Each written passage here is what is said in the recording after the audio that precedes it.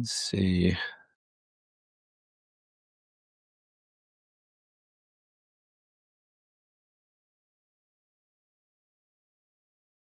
Oh, you know who I want to get on here one day is I sent Mondo a text and I was like, "What are you doing right this second?" He says, "Eating cheese, sharp cheddar."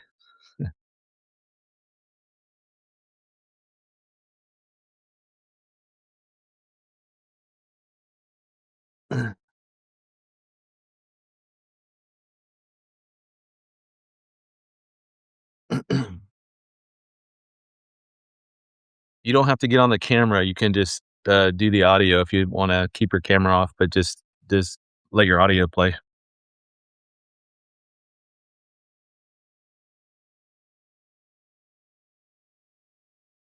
Maybe we'll get John Bellum. Oh, sweet.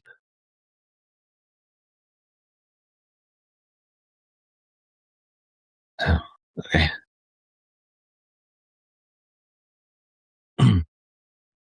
Do you have 10 minutes to talk or 5 minutes to talk on the phone, and I'll just put you on speaker?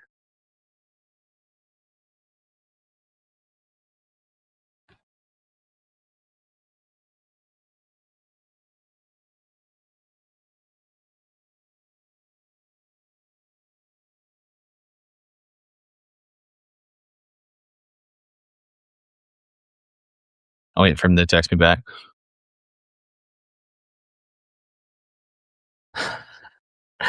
Mondo, eating cheese, sharp cheddar. Hey, if you guys want to jump on here with the camera with me, just let me know. Uh, I don't know what a good signal is.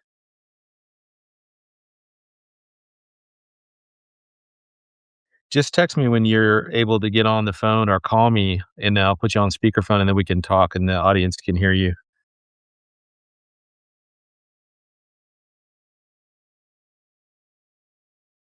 Ew.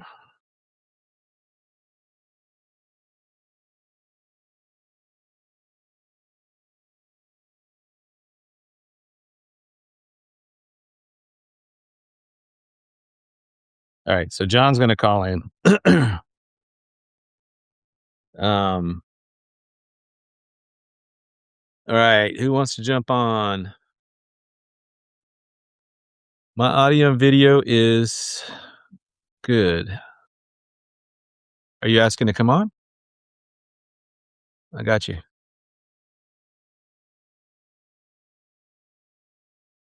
Hoop Cheese is coming with me to Vegas. What is Hoop Cheese?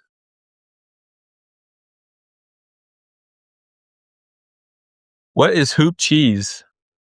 Okay, so hoop cheese is a mild cheddar.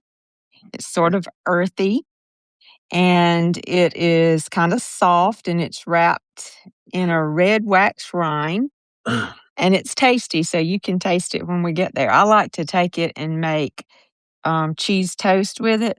I'll put Mm. it on toast, cook it in the oven, kind of like an open faced grilled cheese sandwich. Now, my absolute best is to sprinkle sugar on it, but obviously I can't have the sugar. So sometimes I put Splenda on it. I do those bad things of the fake sugar. You know what? Every morning, since I want to say October, I've eaten the same thing for breakfast every single day, and I'm not even tired of it. Like I love it, and it's one slice of sourdough, like the big slice, and then I just cut it in half, toast it, a little butter, and then I put avocado on there, some salt, and then I just have like two fried eggs. That's it, and chives. I'll put some chives on. Chives, I like chives. Yeah, and that's been my breakfast for. Avocado toast. Yep. And I'm 50 what 1, and it wasn't until my 51st uh until I was 51 that I've ever had avocado toast in my entire life. So I've heard people had it, and I didn't know what the big deal about it was. I just thought, some kind of California thing, like hippie thing, and then it and then I've tried it, and I was like, "Oh my gosh, this is amazing." So, it So truly is sourdough big there? What's that? Sourdough big there? No. Well, I mean, you Oh, buy it at we the store. I don't know anybody that makes it. oh, we got a lot of people around here that bake it. One of my daughters-in-law bakes it. So, might have to see if she'll make me up some to bring you. Well, that might be hard for you to get back home, though. Yeah. I don't know. I mean, TSA's been, stripped down to basically nothing, so I don't know Are what you are you guys hearing that we need to be at the airport a lot earlier now? I'm gonna plan on it because of, the shortages and stuff I'm sure they have. Mhm. I'm planning on getting there 3 or 4 hours ahead of time. Of course, the airport that I'm flying out of is a small one. It's, Panama City Beach. Oh, Not Panama? Panama City Beach, just but Panama City. Mm. But there, that's where I'm flying out of. It's a smaller one. There's worse places to wait in an airport. Oh, yeah. Too bad I What? can't go to the beach. Yeah. Uh, see who was calling. Who Juanita, you never had sourdough bread, Juanita? Maybe I need to send your mom some sourdough bread. She might she might You get might like addicted. that. She might get addicted like I did. We've got fresh yard eggs, which I can't have chickens in my neighborhood, but some friends that go to church with me bring me fresh yard eggs. Mm. So we've always got those. How is that? They're a lot Better or better. worse than the stuff you get in the store? Oh, yeah, it's way better. Really? They're real fresh. I mean, we get them. They'll pick them up out of the yard and bring them that day or that week. Those in the store, you got a month or older. They're Oh, just real rich, I have not even scrolled down on the chat. Sorry, guys. Who else? especially Las Vegas. Uh, yeah, if somebody else wants to come on, they can. Not that I'm not trying to kick you off. I'm just saying to anybody if y'all want to jump. Absolutely. Um, so the shirts, the shop is pretty cool about everything. Like they're Yeah, I've got to go talk to the girl about it. The first girl that I talked to said, "Yeah, we can set up um, that store that way." And then the other girl that I was talking to sent me an email a while ago, and I don't know why she hadn't got jumped on that CC with you. I had just finished reading it before I got on, but she said that they usually do them as fundraisers, and they'll set them up and um, do the shirts like for 2 weeks or a month, and then they'll at the end of the fundraiser they'll print them up and ship them out and cut you a check for them for however much we set them for. And but I've got to talk to her about just having an online ongoing store. yeah. So we've got to figure that out. So if I'll you look and at I'll talk Substack. about it. Yeah, I'm sure on Substack there's a way to do it. I don't know. Yeah. I So easily put a link up and just put the link to the store to buy it. But yeah, cool. but she said that usually they don't go in and just print the order. They'll do like a stack of them. So I've got to figure that out and talk to her about all that. It's a new route for them apparently. I know that all the like my granddaughters and grandsons' golf teams, they all use it. The school uses it for fundraising, and everybody Mm, orders shirts through links that they set up. yeah. But to have an ongoing store, we've gotta work that out. And if they can't do it, then I'll start looking for somebody else that can. But they'll anyway, I've got these shirts that they're printing out, and I'm bringing to the conference with me. And then I've got another little surprise. I'm not telling. I like to surprise people. I wish maybe I should make one of those Billy Crone jackets, but and have it 310 in the back and like big, blingy bling. I don't know. Yes. Hey, I'm bringing my Billy Crone suit that I won. If I I know, get you a you should. jacket, you gonna wear yours? Do what? If I get you a jacket, you gonna wear it? I will, yeah, I'll teach in it. If I can fit in it, as long as it's big enough. Hey, I'll talk to you. Same size as the T-shirt, Uh, or you wanna go a little bit more for muscles? no, it's whatever size that, Wildcat shirt was. Okay. I can't remember what that is now. I think I'll get with you. I'll talk to you about it You after. s Yeah, okay. I'll get you a shirt. A jacket. You got a preference on your color? Oh, man, I don't know. What do you guys think? What colored Billy Cron jacket should I get for Pete? Yeah, y'all pick the color. Maybe like a dark blue. I like darker colors. I don't know. I don't think I look terrible in red. I don't like I'll wear red around the house here, just like goofing around, but or sleeping in shirt or whatever, but I don't Your mom I will said never black. I will hardly ever go out in like a red shirt. If I'm out in a red shirt, I mean, like everything else in my laundry is completely dirty. That's all I have left. Uh, Oh, me. I wear all I think colors. Look, I got on a hot pink sweater. I know, I try. Some people can pull it off. I can't. I don't think I have that. But there's I'm trying to think. The other day I bought just a polo for work, and it just had it's like kind of a not dark blue, but kind of a right below dark blue, and it had just palm trees on it, and real soft shirt and very comfortable and everything, fit good and everything. And I feel super weird wearing a shirt with like designs on it. I usually just wear plain black shirts or very simple designs or um It's just a mind block. I'm sure you look great in it. it might be. I don't know. I don't think I Go look good. model it. Go Yeah. model it and we'll vote on it. No. Hey, Kelly. Hey, Vicky. So we got I see. one mod. I thought the mods were coming on tonight or last week. Yeah, Kelly came on last week. Yep. No, I meant like we had Coco and there's Sir Pierce. I don't know if Sir Pierce is on here, is he?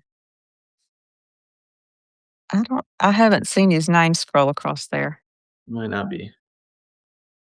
But Hey, Kelly, what color Billy Crone jacket do you think we need to get for Pete?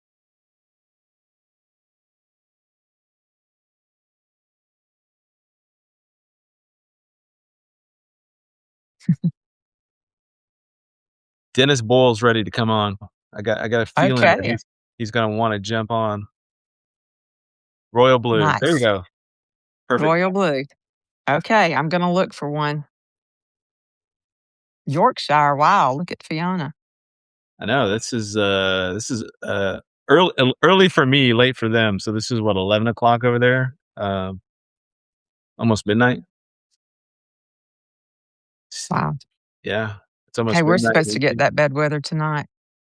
Yeah, we got it last night, and it was you could see because you could see through the lights. You could see the way that the wind was blowing all the rain and stuff around, and it was kind of not circular, but you could tell it was coming from like every direction. It wasn't just straight that way. It was just like this way for a while, and then it moved back to that way. So the air above us was super turbulent. That's why they kept calling for tornado watches, and they had a warning, and then Mm, turned into a watch, and then but yeah, I think you guys are getting it tonight. I know. Well, it's hitting Louisiana today, mm. right now. I think. Anybody in It's Louisiana out there? Kelly about 12, 13 minutes, something like that. Do what?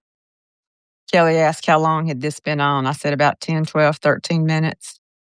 Yeah. We're just getting started.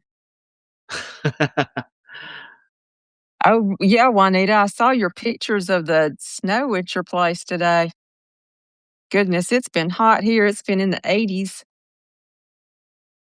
I've had my 5-year-old granddaughter today. I had just taken her home. She's kept me on my toes. Ooh, Where you out, huh? Were you yes. crafting all day?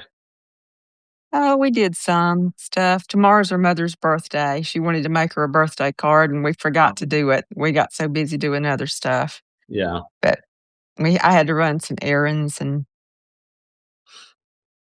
Yeah. making a hot water bottle, Fiona.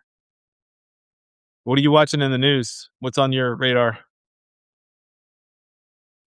Mine? Mhm. What am I watching in the news? Yeah, Just what's all what this uh, local news. I'm watching about this crazy woman who has murdered her 2-year-old child. oh my gosh. It's terrible here in Enterprise, and she's in jail. And the news a few weeks ago came out and interviewed me and put me on TV for that. And I, she just saw me online and wanted to come interview me. So I had to do that. And then, but she's in jail and they've got her for capital murder. They saw her pulling out a rolling duffel bag and throwing it in a dumpster on Christmas Eve. And then they 2 days later threw the child's toys in the same dumpster, and then reported her missing February. I want to think it was the 16th, but it was around the middle of February. It's been ridiculous. It's a horrible, horrible story. The whole community's just been devastated by it. That's why so much pink. Our house lights are pink for the little girl. Mm, Her name was Genesis. man, that's hard. Heartbreaking. We had we had a 8 I think she was 8 years old here or actually, it was I think it was right outside of Boyd, which is on the other side of Decatur, and, this girl, had gotten into an argument with her stepfather or something, and she walked down her driveway, and then they couldn't find her anymore. So, a search goes out, I don't know how many hours after, but the search goes out, and it was, I think it was a few days, maybe a day or 2 later, they found her body in, like, a ditch or whatever, and it turns out that this, Federal Express driver had hit her, didn't see her and ran her over or whatever, and then he took her body, and instead of calling the police or whatever, he dumped it in a ditch and kept driving. Oh my gosh. Like, God, it's just like, "Please come back and take us home," because, like, this is this Well, world the is only wicked. rest that you get from the little Genesis situation is knowing that her mother can't abuse her now. That she's up there with Jesus and Mm, she's okay and safe and doesn't have to go through any physical pain or mental or just yeah. abuse that she was probably receiving before all that. You know, I don't know if this is true or not. I've just actually, the thought just popped into my head right now, but I was thinking back to, one of those, John Burke videos where he interviews people that have had, near-death experiences, or sometimes they've been clinically dead for a long time. There's one lady Mhm. he interviewed, she was dead for 30 minutes. Like, she was a, what do you call a spine doctor, the orthopedics or whatever? I think she was an orthopedic surgeon, and Mhm. she was kayaking or canoeing with friends, and they went over this kinda small or, some kind of a cliff, waterfall thing that people can go over, and somehow she got trapped underneath the waterfall for, like, 30 minutes underwater, drowning for 30 minutes. Like, Oh, when they pulled her out, they try to resuscitate him, and you're like, "Why are they wasting their time?" But she came back. So anyways, it was stories like that, where you just science can't explain it. And there was a bunch of, all the people that some people went to hell, some people went to heaven, just or they weren't, like, in heaven, they could, like, see it, right? And they could feel the experiences and the sights and the sounds, but they couldn't actually get into it or whatever. But all of them reported seeing children in heaven. And that got me thinking that, what if, a 2-year-old dies, or a baby that's aborted, or whatever the case is, that God allows them to grow up in heaven, like, that they age in heaven, until they get to whatever age that everybody else is, and that's like a reward that nobody else gets, is to be able to do that. I don't know. Oh, I just thought about that. That would be pretty that amazing. would be so beautiful. Yeah. Can I'm you gonna get imagine? all teary on that one. Oh, man. That's that's a beautiful thought. Beautiful thought. And I guess maybe they'll get their bodies, perfected bodies when we all do. So, Yeah. Yeah. whew, Yeah. resurrected perfection. Just, the Gonna get rid of things. yeah, I'm gonna get my handlebar mustache, my mutton chops, my mullet, long flowing mullet in the back behind the robe. You're Yeah. gonna be hilarious. They're Oh, gonna give you a job as a comedian. or a janitor or something. Yeah. Streets of gold, I'm out there pushing the brooms. Fiona said, "No, she doesn't want you to look like that." That's Uh, hilarious. So who was wanting to come on with you? oh, I John Bellum is one of the guys that writes articles with me here. Him Oh, and okay, Randy, so but he's it's really me, Randy, and John. And, gotcha. yeah, even on the old website, I'd run their articles, and, so yeah, I don't know, I like their they complement my writing, I think, because I don't, you know, Randy writes in a particular way that I could never write how Randy writes, with all the calendars and the dates and the solar lunar cycles and the feast dates and how, and, just all the how he puts it all together. Like, my mind, just that's like Rain Man. I'm not saying Randy is a Rain Man, but I'm saying that's like that mind that has that ability to just kind of put all the numbers together like that. I don't have that. And then John has got his own passion at writing, that, things he's been thinking. He's super smart. I mean, the guy's been studying prophecies like 20, 15 years before me, in the 90s and stuff. So, he was, anyways, I just like how the mix is where they can, bring in their unique styles, and, I don't know. It's a good mix. So You're pretty brilliant too, Pete. I think you undersell yourself. I Like I think said, that, I think you would make a great college professor. Like, the knowledge and the way that you relate to people, yeah, you would be really, really good for kids. I would, yeah, I would like to teach that age, um, maybe even like senior high school, because once you get to I like to deal more, obviously all the stuff we talk about is, it's not complicated to me, but I know for most people it's hard to wrap their minds around it. And, I would like, I think high school is a good age to like introduce eschatology as a foundation. If I could go back and, um, teach a youth group, and I had free reign to do that, I would start out, obviously I would start out in the Bible basics, and then I would do some apologetics, not like super heavy into apologetics. That would be for like later after they've got other stuff down, but enough to build their confidence in it. And then move into eschatology. And from eschatology, from prophecy, I would go into all the other major doctrines. And then you could see how they all end in eschatology, how they all end in the study of last things, because every doctrine has a culmination point. The ecclesiology, soteriology, pneumatology, Israelology. I mean, like all the different things that you could look at and study in scripture, they all culminate at some point. So that's always in the last of the last days. That's awesome. Yeah, they've got a program now that veterans can enter the classroom. Who does? The Department of Education or whoever's in charge, there a lot of places are saying, "Veterans, come on, we'll get you a teaching degree and let you Uh, move right into teaching." I think you could do that. I could. I don't know if I could afford it. I got Well, 5 there you kids. go. Yeah. Oh my gosh. You're not gonna get rich teaching, that's for sure. No. But I tell you Although what, my 2 of my favorite teachers, I don't say I have one that was my favorite for sure. Um, Man, I cannot remember this guy's name. He taught my freshman it was either my freshman or sophomore, I think it was freshman history class.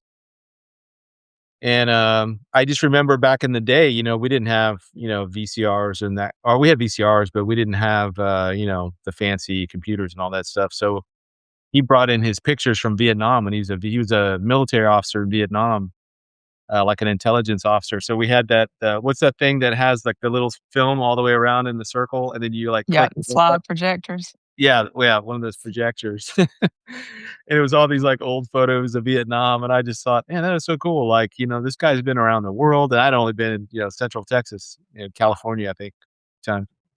But anyways, yeah, yeah, he ended up. I ran into him years later. So that was 90. No, see, that was 89, my freshman year. I ran into him like in 99, maybe 10 years later, 10 or 11 years later at HEB, was a grocery store down in San Marcos. And I said, "Hey, I'm commissioning in a few, um, I'm commissioning next year. I want to know if you want to do my commissioning." And he's like, "Yeah, absolutely. I would love to." So we just stayed in touch. And then when it was time, he put on his old, army green, uniform and came up and swore me in and stuff. It was pretty cool. Sweet. Alright. Yeah, I don't know. And All this stuff with, John's text. I don't know with all this stuff with Iran, I don't know how that's gonna be. I really don't. How this all gonna mm-mm, go. I so mean, many people are I know ultimately I think we will, we will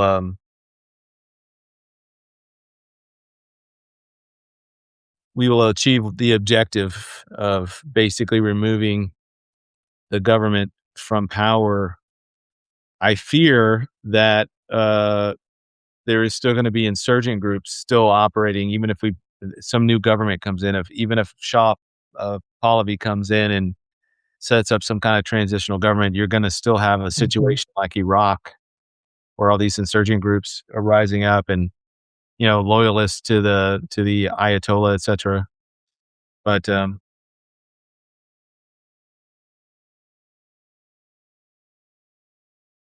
Ground forces, Vicky. yeah, I don't yeah, I heard that, the the Kurds were in coming in from the northwest from Iraq, from Kurdistan there, and so they were coming in, and I don't know if they'd invaded or not. I mean, obviously, I think audio, video from that area would be pretty difficult to get unless you're embedded with them, which I don't know hardly any journalists that are, but, it'd be interesting to see if they actually invade in and then have some kind of set up some kind of their own, like, territory, land, kind of establish their own thing. Because I don't know where the IRGC ground forces are. A lot of them are fleeing because their leadership is, like, leaving them out there outside, and the leadership's going underground or whatever, and, these soldiers are like, "Forget this, man, I'm outta here." They're leaving. It's like, "We're electing a new leader." No, you're electing a new target. Alright. Ugh. You always have CNN has a this. team. Yeah, I'm gonna call him right now. Let me know if you guys can hear him. Oh. Hey, John, you're on live. I got Lisa on here with me too. Hi, John. You there? Yeah, can you hear? Hi. Yes, I can hear. Yes, Yeah. this is like when they used to call and say you're like candid camera. People today are like, "What is that?" Yeah, nobody will get that one. I don't there's these videos going around on, they're all over the place. I just think they're hilarious. Like, you'll have somebody walking around with a video smartphone, and they'll go up to somebody, "Hey, what year were you born?" They'd be like, "Oh, 2000 and whatever." "What year were you born?" And somebody was like, "2005." Another person would say 2007, and they'll go up to somebody that's obviously a little bit older, not old, but older, and say, "Hey, what year were you born?" And they say 19, and then it immediately cuts off into like a Jurassic Park soundtrack. Oh, I don't think I've seen those yet. Oh my gosh, they're hilarious. I love it. Wow. I tell my kids, it's like I might as well have told them I was born in the 1800s. So, I mean, it's just like so it's beyond their life. It's so far away. You know, it's so funny. I had my great grandmother. She died in I think 1980, and she lived to be like almost 100 years old. She was born I think in 84, 1884, something like that. But she had somebody that she knew, an old like aunt or something that she knew, or an old somebody when she was a little girl that was like remembered Washington being president. You know, and it's kind of like, I know my great grandmother, somebody George, alive like George Washington. So I mean, it's like it seems like history so far back, but sometimes it's seems farther back than it really was. Yeah. wow. That's like all the stuff with archaeology and history and stuff in the universities and what they're teaching in academia. It's like they all acknowledge there was a great flood, but they call it the Younger Dryas, and they put it at 10,000 years ago. Right. And I'm thinking, how we don't even know, we don't even have a clear understanding what happened 4,000 years ago, let alone 10,000, 10,000. Once we get back into the dynasties with the Egyptians around the time of like Joseph to Abraham, that whole time period around 2000 BC, it starts getting really, really funky because we really don't have a good solid way to measure time beyond that. So Right. other than what those cultures left behind, and you have some of those, they're they're unreliable in how they date their like the what is it, the Egyptian list of kings or whatever supposedly goes, these kings lived for like 1,000 years, or they ruled for 1,000 years or whatever. And how much of that is being embellished? Are they talking about people that lived before the flood? I don't know. I just think time gets really squirrely once you get past Abraham going backwards. So Yeah. I Yeah. don't Yeah. know. So what's on your radar, man? Well, I've been fighting this virus and sinus stuff for like 2.5 weeks, and I haven't been able to whip it. So it's just I was writing quite a bit before that. I think you'd have about 3 articles you put out there in about a couple weeks time, and then Yeah, I've been working on one here, but it's taking me a while. So I'm trying to keep my head clear. yeah. Uh, this was the one that I'm working on, the one right now that we kind of talked about a few weeks ago about I think I titled it "The Swiftness of Time." But just kind of what we're talking about, well, a little bit kind of what we're talking about with how, how, how much stuff has changed in the last 30 years and how fast some of those changes have taken place. So that it seems like, when you think well, gosh, some of this stuff's going to take a little while to happen. And then it's like, well, a lot of it happens within just a couple of years' time. You don't realize how fast things can turn over. So, um, That's yeah. true. So, I mean, some of the things that we've been looking at towards between now and uh, maybe 2033 or whatever, what all has to kind of happen. And not that it's going to have to be 2033, but that's kind of a timeline that I think a lot of people look at as being realistic. And what all has to happen, and really Gog Magog, and the temple rebuilt, and then some of the stuff that's coming down, like technology, is all happening. A lot of that stuff seems like it's moving parts right now, but some of that stuff could fall in place pretty quick. Yeah, I guess I underestimated. I think probably in the early teens, 11 through say 2017 or whatever. I think I underestimated. I thought there was going to be a huge long gap between the rapture and the start of the 70th week, and now I'm thinking it's the further we press on, the less time that gap has to be. But I still think there is a gap. I think Mhm.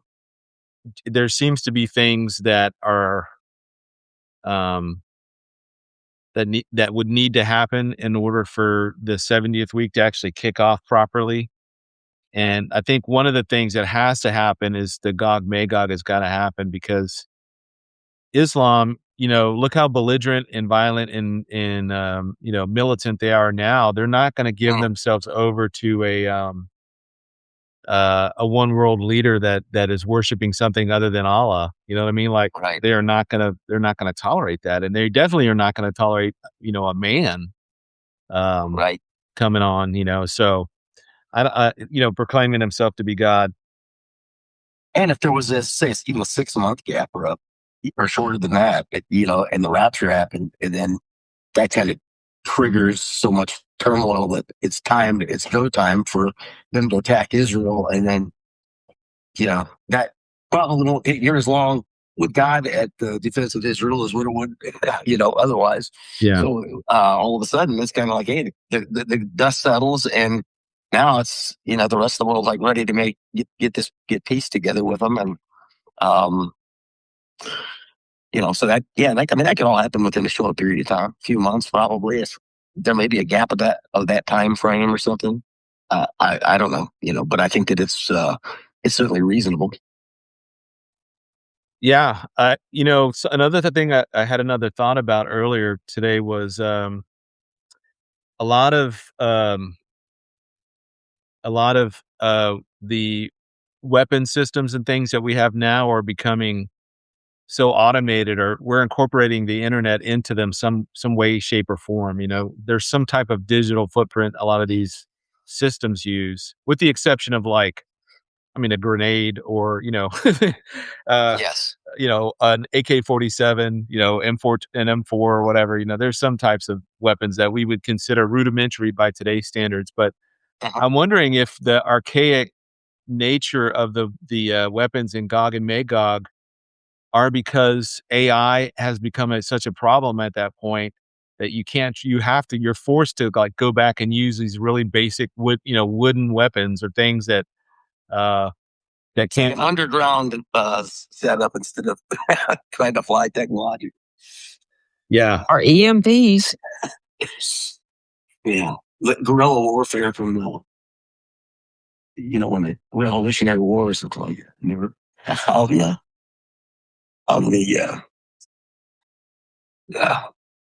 The woods, fighting as the British were going. Yeah, I mean, there could be a lot of that.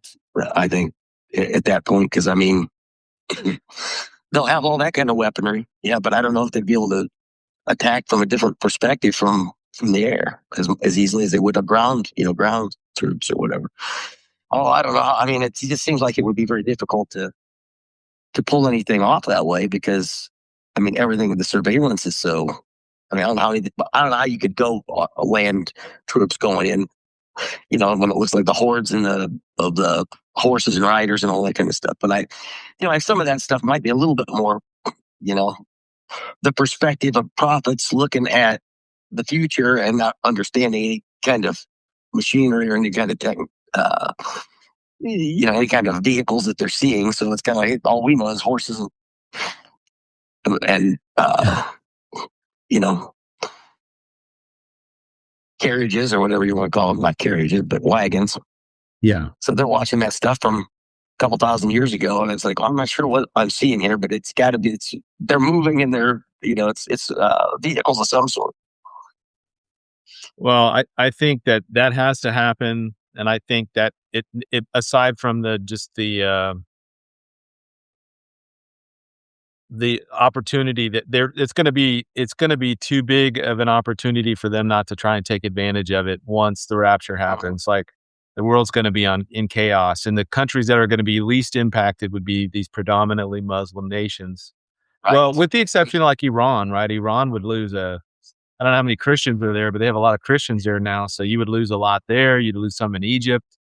But wherever Christians are, but overwhelmingly the armies, the governments, the structures are going to remain in place much more intact in the Islamic theocracy than it would in a Western nation that has kind of a mix of people, and to the United States, even greater. So, you have that target of opportunity that you can't let go of. And then you have, I don't know what Israel's going to be thinking at that time, but I think they're going to, they're going to see the United States, their biggest benefactor, is now laid waste or in chaos, completely shut down, navel gazing, whatever you want to call it. We're not going to be in any kind of position to help them. But that's when I think Erdogan rallies the troops. And so I don't know if it's Putin. Maybe it is Putin, but I see it to be more like Erdogan is kind of rallying this Muslim Sunni Shia force together. There he is. I got Lee Brainerd on. Hey, I had to figure out how to get on here. I've never been on Substack before. You never done a live on Substack? No, we just do it on YouTube and then restream it to every other venue. Oh, that is yeah, okay. Wow. Yeah, I did. You got Lisa over here. I don't know if you can see Lisa. Yeah, I can see Lisa. Hi, Lisa. And I got my friend John is on the phone here too. So he's one of my writers that he writes and contributes articles about every 2 weeks, I guess. Oh yeah. So hi Lee, hi Lisa. How's it going, John? That's good. Hi, John. So you got stuck in Chicago? Yeah, I did. And you know what's interesting about that? I feel like if I can get around going through Chicago, I don't care if I have to pay $500 more on my airfare. I'm done with Chicago. I hate that airport. Every time I've ever been there, my flights are delayed, they're canceled, or something's not working in the airport, like the trains aren't working. I mean, something's seriously wrong. Or you get a 45-minute window to get from one end of the airport to the other. Hey, how was TSA? Was it like minimal manning, and was it take you longer to get through because of the TSA? The only thing that I saw that was problematic was simply that if you were carrying those hard shell cases, you carry camera or expedition equipment in, they were asking you if you had tools in there or not. And I think this had something to do with heightened security. So all I had in mind was books and clothes. Yeah. The only other airport I think I hate more is Charles de Gaulle Airport in France. You think we're landing at Charles de Gaulle, we're in France, it's going to be really nice, and you get there and it's just a total dump. I mean, it is like you're landing in Haiti or something. It's just like, what's going on?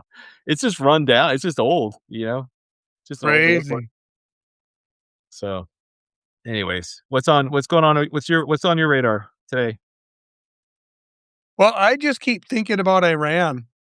I mean, regardless of what people think about the Elam prophecy or not in Jeremiah 49, this Iran situation, I think the U.S. is realizing it's going to be a little bit harder to bring the IRGC and some of the other related organizations to surrender. These people are so committed, absolutely committed to their terrorist agenda that they would rather die than surrender. And so you've got maybe 1 million Iranians holding the entire nation captive. And you would probably have to take out 900,000 of them to put an end to this. Let's say that the U.S. is able to neutralize the remaining missile launchers, the mobile missile launchers, and we're able to neutralize their mine laying. And this really becomes more of just a total ground force at this time. You got the Kurds coming in from the northwest, potentially. I think they already came in. How do you think, I mean, in your mind, if you're Trump, how do you fix that? Do you commit any ground troops? Like, he's sworn not to, and he doesn't want to get involved in another Iraq. So, politically speaking, if we put ground troops in Iran, barring a miracle, I think that would be a seriously fatal political mistake. Yeah. But without a ground invasion, or without at least a several month-long sustained drone effort, how are you going to take out all the Basij, all the IRGC, take out their SWAT style equipment in their Jeeps or gun Jeeps that they're using to mow down the protesters. I mean, when you don't have armed Iranians and you have even 20,000 armed IRGC members running around and their associates, and they have automatic weapons, this is problematic. I don't see that it's possible for the Iranians to rise up and overthrow their government unless the IRGC and the Basij is completely taken out. Do you think AI could play a role in neutralizing this in a way that we couldn't do it, 20 years ago in Iraq? Possibly. I mean, the technology that we have, a lot of which has not yet been revealed, could be huge. And not to mention, Israel might have some things up their sleeve too. That's true. That's true.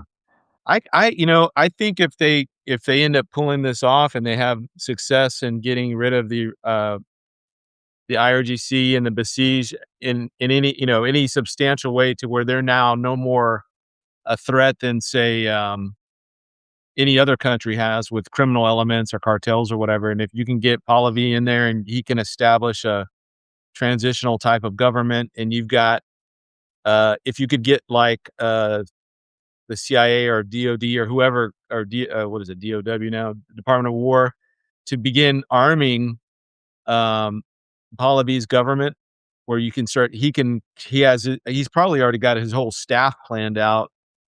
He would have to if he's thinking about creating some type of transitional government.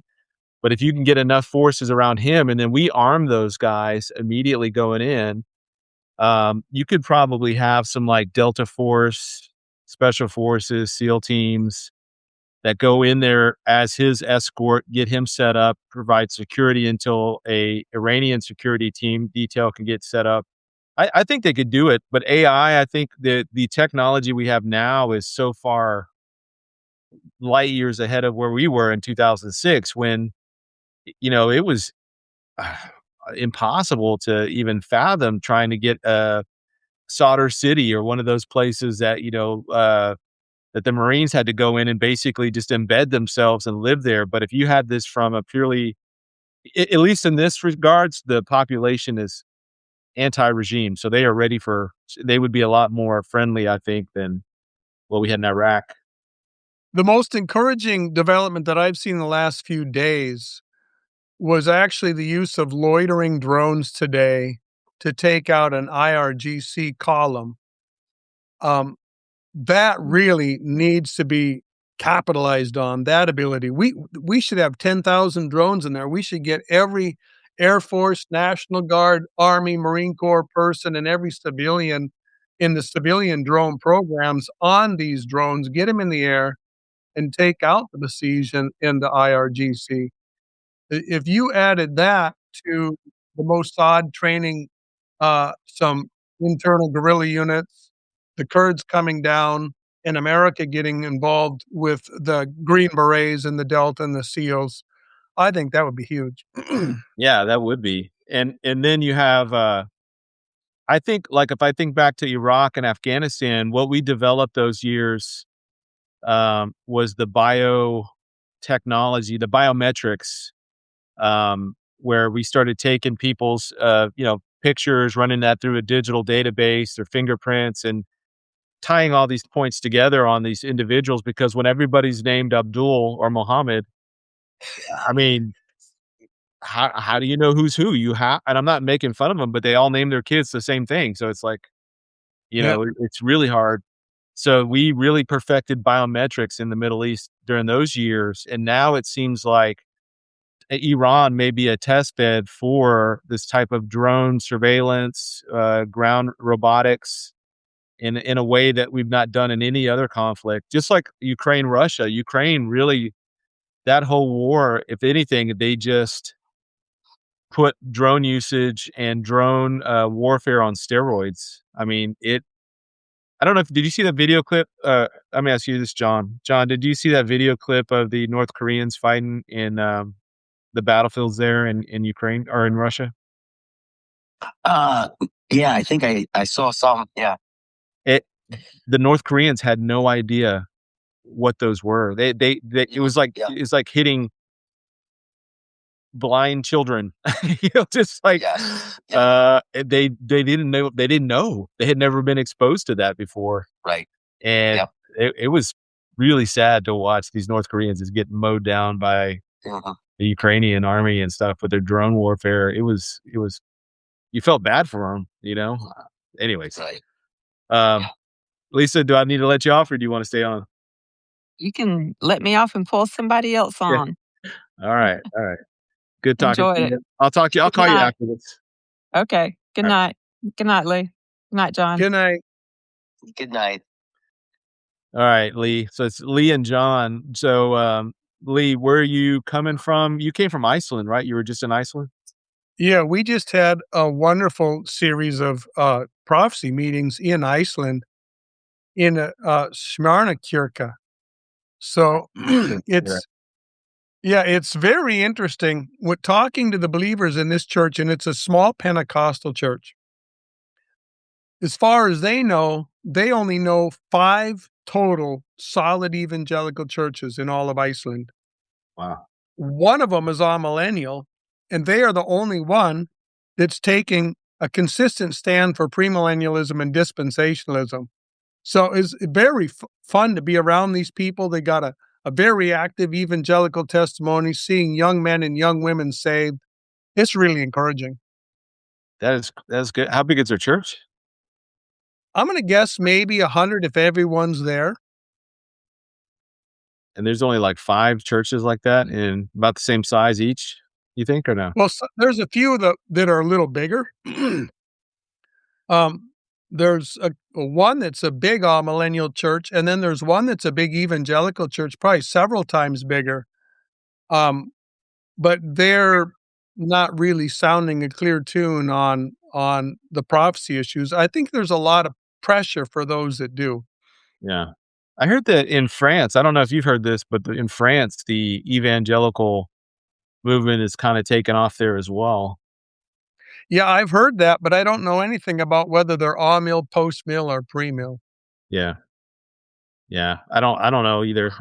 The special that I watched on it, they didn't mention that at all. So I'm assuming they're probably pan-millennialists. They probably don't even know.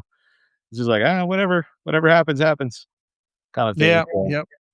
yeah. I can't even imagine going through today. John and I talk a lot about prophecy back in the 90s, like imagine, John, you and I are sitting in a cafe in the 90s, drinking coffee, talking about Bible prophecy. And let's say it's 93. What do we have to look at for the signs of the times in 1993?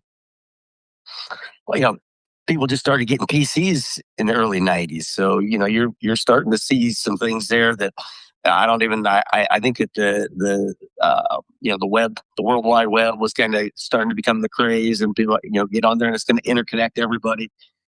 I mean, we could kind of see, okay, well, the world's got to be all connected at some point. Everything's got to be connected in order for, the mark of the beast to be all buying and selling, be controlled by one person and by one system and all that kind of thing. So, I mean, you saw that start to happen, but I mean, in the late 80s, early 90s, you still had so much of it was just kind of basic prophecy things, things that had been taught probably for generations, and you just wanted to be sound in understanding what this stuff meant, understanding what the 7 weeks of Daniel was, understanding what Gog Magog was, understanding what the significance of Israel being restored was, all that, all that kind of stuff.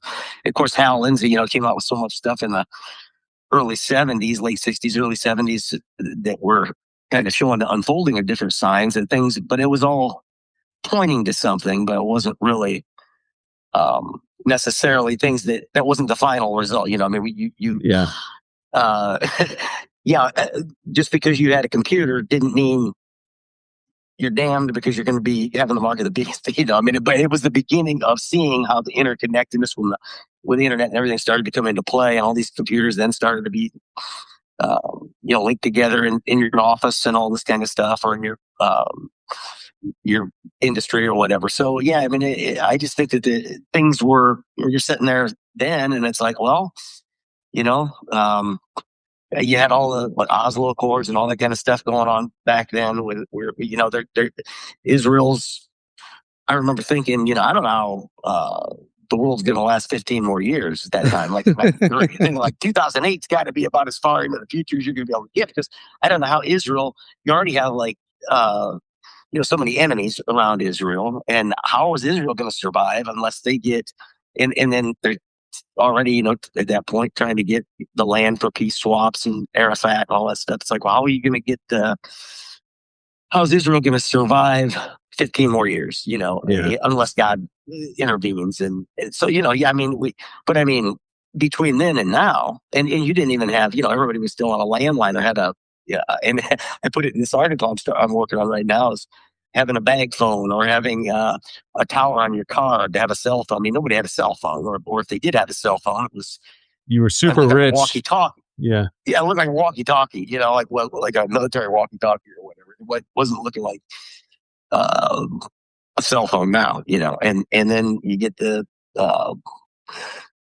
within 10 years of people having a tower on their car, everybody in the world's walking around with a flip phone, and it fits in. The teenagers have got them. Everybody's got them. They're fitting in your pocket. And a flip phone, obviously now looks like something from the dinosaur age because of, iPhones, smartphones, all that.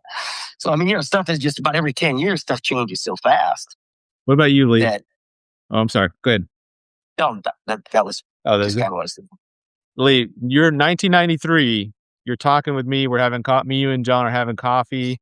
What's your signs of the times in 93? Like you're like, we're close. Well, very similar to what John was just talking about. I mean, you could point to the very early harbingers of the big brother government reaching its tentacles out through the internet and in the early stages of social media.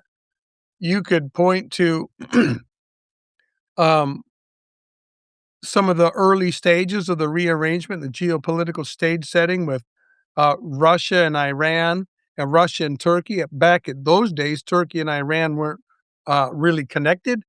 So you had things you could point to, but it was all mostly like pointing at stuff that's over the horizon and looked like it's coming towards you. You really weren't pointing at stuff that's happening right now, live all the way around us. That's true. That's true. It was more like pointing to a prophecy chart and say, look for stuff like this to happen. And now we're looking at stuff that's behind us and we're wondering how much more can we put behind us without going up in the rapture? Yeah. For me, I would simply be looking at the year 2000 and I would be making the case, it's almost 2,000 years since Christ was born. We know he was born somewhere around the turn of that millennium, between BC and AD. And I would think it's got to be somewhere. And I'm like many of you, I could not even fathom seeing into or beyond the year 2000 into. And here we are now, 26 years after the fact, looking back. And I look at photos and stuff from videos from that time period. And I, it looks like the 1950s or like the 1970s, it's the 90s and it looks like the 1970s. It feels long ago and yet it just gone by in a flash. And what's really interesting is it was probably, I don't remember, it was 1990 or 1991, but somewhere in that era, I first understood the 2,000 years between the era of the cross and the beginning of the kingdom. And so way, way back then, I framed what has been being called the rapture window, where you would have the tribulation would be starting in 2030, or not the tribulation, but the kingdom would arrive in 2033. So the tribulation had to start in 2026 and the rapture had to happen prior to that. And I didn't really understand the bigger rapture window back then. So I'm thinking, 2026, or if the cross was 32 AD, then 2025. It probably was not even 5 years ago that I really started to enter into the possibility of a rapture window. But for me, this whole with maybe 6 months or even a couple years between the rapture and the tribulation, but it's really only been in the last couple of years where I begin to realize, maybe 2023, where I realized maybe we're not supposed to be counting the 2,000 years from the cross. Maybe we're supposed to count it from the end of the Jewish remnant in the beginning, first Gentiles being added to the body. If you do that with Samaritans, it puts us out another 3-4 years. If it's Cornelius, it's out, 6 or 7 years out. So way back then, I conceived of the idea that we're going to be here for a long time and fully expected it. But I will say this, some of the developments that we are seeing in the last few years, I had anticipated in some ways, but I don't think I anticipated how fast they would come on, how furious they would come on, how sophisticated they would come on. We're living in an era that I don't see how it can't be terrifying for believers to look at it. And the only thing that resolves that aspect of terrifyingness is just absolute confidence in the Lord and the goodness of God. Yeah. You know what's interesting to me is like the 90s, we had the Left Behind series came out, but I don't know what year it came out when they started, but I remember that they're very popular. Yeah, everybody had read them, or they had they're familiar with them. They were that common, like the Da Vinci Code or like Harry Potter books or something. It was like well known back then. And you're thinking like, how can everybody, it's a fiction story, but like, it's, Tim LaHaye's, guiding the theology behind it. So how can everybody get it so plainly clear in this story? And yeah, it's a fiction and it's so well known and so well liked, 90, probably 100 million copies sold. And then here we are just a couple of decades later, and it's like, crickets, nobody wants to talk about the rapture. You never hear it in a pulpit. I mean, the amount of churches that preach or even mention it on a Sunday. John, you were writing back in the 90s, were you? You were writing. I was writing just for our church, but we had a church bulletin thing or church newsletter that went around. I'd write for that, I think, once a month, a prophecy letter that would be inserted into it. Did you? Yeah. Would you say that your church was pretty open to it back then? Obviously, you're. Yeah, I would say we have a non-denominational church, which was pretty sound eschatologically back then. I felt. I'll tell you what, I really felt like when the early 2000 range, when all these when Saddleback and Willow Creek and all these all the church growth movement things were going on, and all the seeker sensitive stuff was going on, and it kind of overtook our church. It kind of overtook probably a huge portion of the churches in the country. And they all kind of got on that wave, and everybody was getting involved with it. And it was supposed to be this the big evangelical movement of getting people just getting people saved, just getting the gospel to people. Don't get too dogmatic. Don't get too technical about prophecy or about any one area of the Bible. Just lead people to Jesus. But you can't really do that if you aren't scripturally sound, if you're fundamentally not sound, because if they don't know what they're believing, and then they may buy into the emotion of praying a sinner's prayer, or buy into starting to go to church and having a place to belong or whatever. But when a lot of the push comes to shove, they got to know what they believe and why they believe it. And I think prophecy is probably the strongest tool that the church has for being able to embed people in, to say, hey, my faith is rock solid because I know why Christ came. I know how Christ in Hebrews fulfills, when you read through all the Hebrews, and how he fulfills all of the Old Testament, what it was, what the feasts were and what the sacrificial system was for and what everything was. I mean, it all adds up. It lines up perfectly. And prophecy. So then Good. Pardon me? Good. Then no, my faith isn't going to be easily shaken, because I know how God laid this whole plan out and how it makes perfect sense from front to back. If you just You get people like Andy Stanley are saying that they're going to, we need to disconnect from the Old Testament. That's an outdated segment of time, and it's not pertinent now. We need to just focus on the New Testament and focus on Christ and all this. And it's like, well, how can you do that and have Christ mean what he means if you don't know what the Old Testament is, which tells you what he means? I think that too much of that seeker sensitive stuff pushed sound theology and really teaching people what they believe, not just teaching them they ought to believe, but teaching them what to believe, how come they believe what they believe. And then that, we've now have so much, 20 years of that or 25 years of that, where people have not really fundamentally been learning anything about prophecy. And prophecy isn't, to me, prophecy of the end is amazing to watch unfold. But it's so amazing to watch unfold because you can watch prophecy of Jesus' first coming perfectly laid out in the entire Old Testament, So when we know that's true and that happened, and we know the purposes of Christ coming and what his unfulfilled assignment still is to finish, then it's easy to see, okay, well, why this stuff's all coming down, and we know what we're seeing because we know what he still has yet to finish. And, you don't see that if you don't know what he came the first time. If you don't see how it all unfolded the first time. So you're only getting half the story. People that don't know that. Yeah. Yeah. And what's interesting is, like, you had the Left Behind, they came out, they did amazing. And then what's the next big bestseller? The next big series of bestsellers was Rick Warren's Purpose-Driven Church.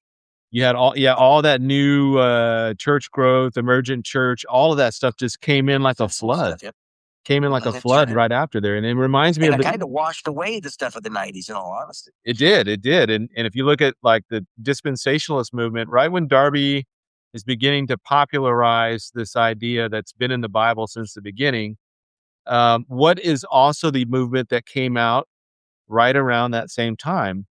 And it's Satan is always doing this when there's you had the JWs and the Seventh-day Adventists.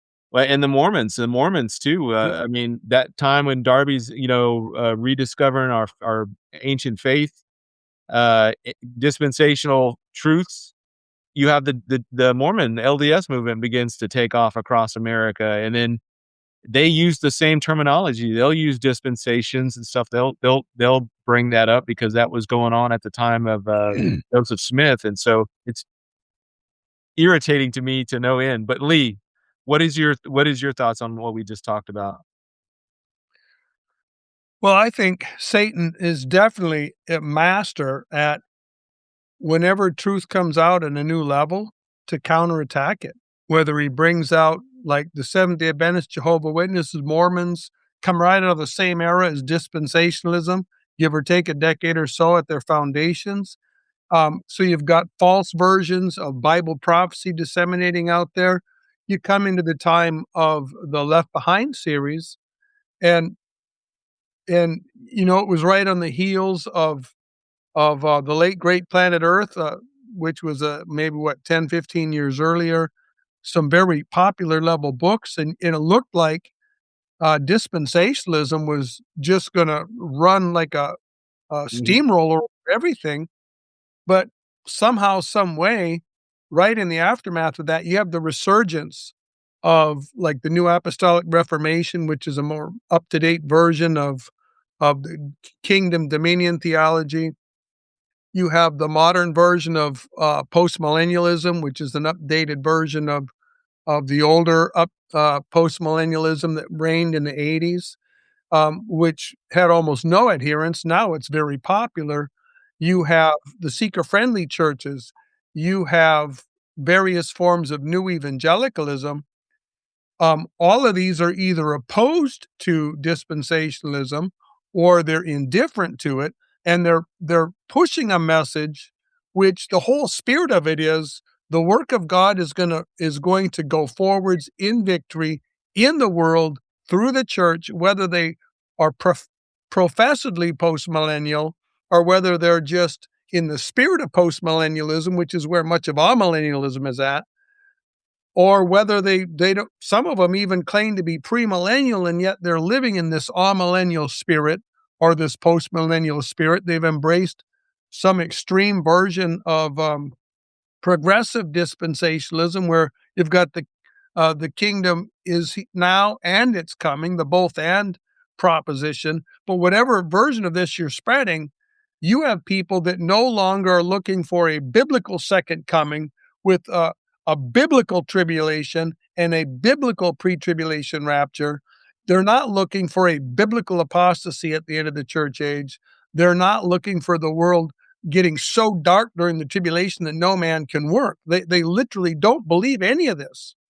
They allegorize the whole thing, no matter what label they put on themselves. And they're living in this pipe dream, this fantasy that the church is going to go forth in victory. And we are a dying breed. I've long thought that one of the unknown or lesser known proofs of that we're close to the rapture is simply the belly falling out of the dispensational camp, that the dispensationalists going practically belly up as far as being a monumental force in evangelicalism. We're a dying breed. Yeah. And Yeah. That's right. in my mind, it's not strictly true, but I feel like the Lord's going to have to turn to Gabriel and say, better blow the horn, Gabe, because there's only 6 left. Oh, that's that, that the thing I hate a lot of things about Satan, but the thing I hate most is when something good is happening, he always comes in behind it and just pulls a rug out from underneath it and just ruins everything. It is so frustrating, Well, you know what we need to have right now, though, to be on the offensive? Yeah.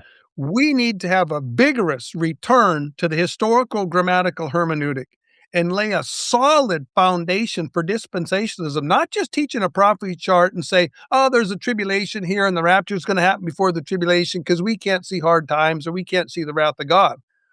It's not like that message isn't true, but it's not getting traction. It's not winning the war that needs to be won, the culture war in the evangelical church.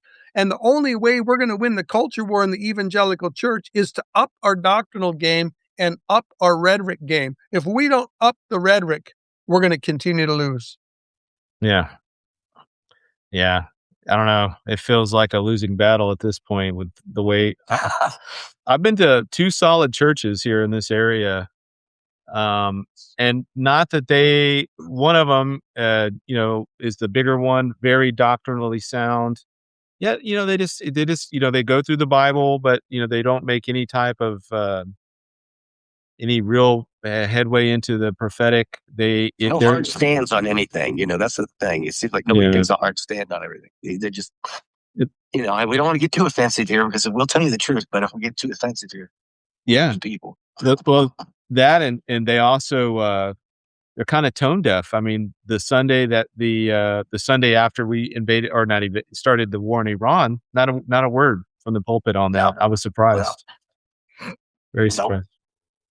And that should be widely heralded. I mean, to me, the fact what's going on there right now is laying a foundation for that false peace that Israel is going to enjoy prior to Gog and Magog.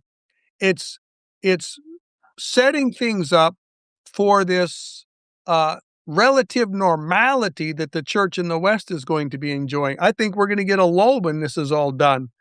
And it's going to look like post-millennialism is winning, and it's going to look like the West has won the culture war, when the fact of the matter is we're still drilling holes in the bottom of the boat, and it's definitely going to sink. Yeah, I think what comes out of this, I don't know what the ground game is going to look like other than what we talked about earlier. But I would not be surprised at the end of this if the new Iranian government and Saudi Arabia both joined the Abraham Accords. And then I've heard Israel doing a separate accords called the Cyrus Accords, which I don't remember where I heard that from, but I did hear that name being thrown around now. So that may be some new strategic deal that Israel and Iran has that, Israel say, hey, we're going to help you get back on your feet under the new Pahlavi government or whatever. And I think that is the setup for Gog and Magog, because they're Israel now. Once they're done with Hamas and Hezbollah, I think they're going to be able to, I don't say let their guard down, but I even see them annexing Judea and Samaria very soon. Because you can't Yeah. really have peace without controlling your heartland. So Yeah, and I think part of the aftermath of what's going on right now is all these nations, just like Syria did, will make some kind of in agreements with America in the West.